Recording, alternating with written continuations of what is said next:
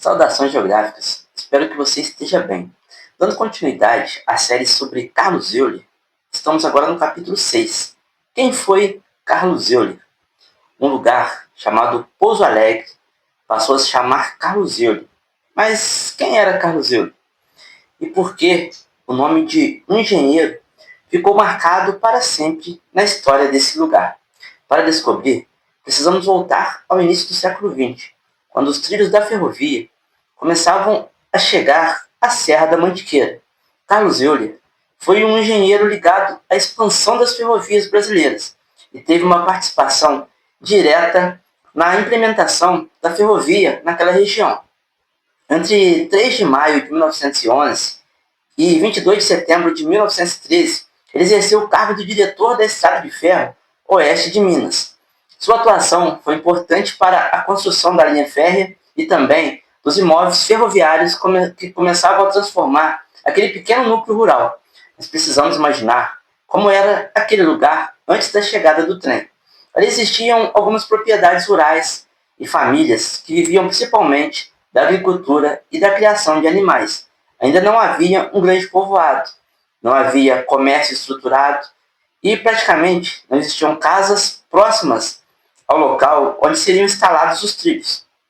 Entre as famílias que já viviam naquela região estavam Corina e Fortunato Nardelli, que teriam um papel importante na história que vamos conhecer nos próximos capítulos. A construção da ferrovia começou a mudar tudo.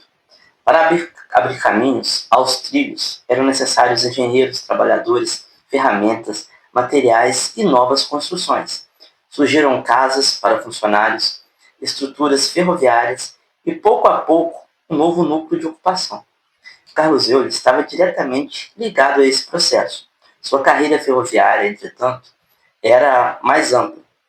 Antes de sua atuação no oeste de Minas, ele já havia trabalhado na Estrada de Ferro Central do Brasil, participando da administração e dos trabalhos técnicos da companhia. Ou seja, Carlos Euler fazia parte de uma geração de engenheiros que ajudou a construir a infraestrutura ferroviária que transformaria o interior do Brasil.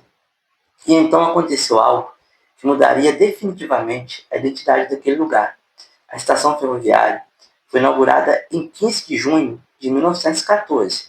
O nome inicialmente previsto para a estação era Pouso Alegre, mas quando foi inaugurada, ela já recebeu o nome de Carlos Euler.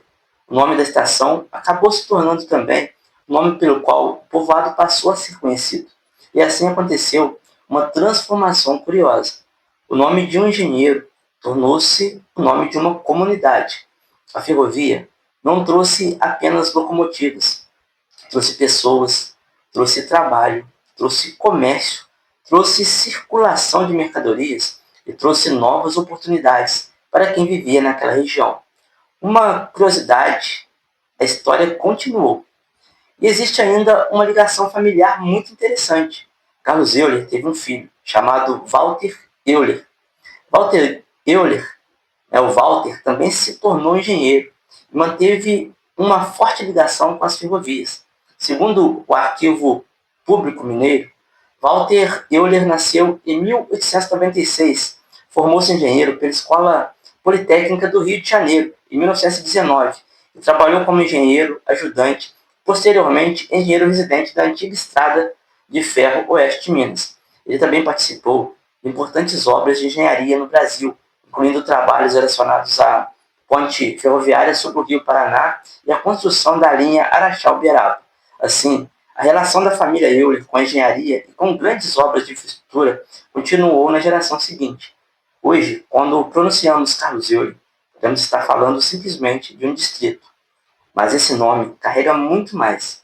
Carrega a memória dos trilhos, a memória de trabalhadores que ajudaram a construir a ferrovia e a memória das primeiras famílias que viviam naquela região. E a transformação de uma paisagem rural e uma comunidade movimentada pela chegada do trem. Carlos Euler não foi apenas nome de um engenheiro, foi o nome que ficou gravado na estação, e a estação acabou dando nome ao lugar. Agora, mais uma estação não funciona sozinha. Com o trem, chegaram trabalhadores, viajantes e novas necessidades. Era preciso comida, ferramentas, tecido, querosene e tantos outros produtos. E alguém percebeu que aquela nova comunidade precisava de um comércio.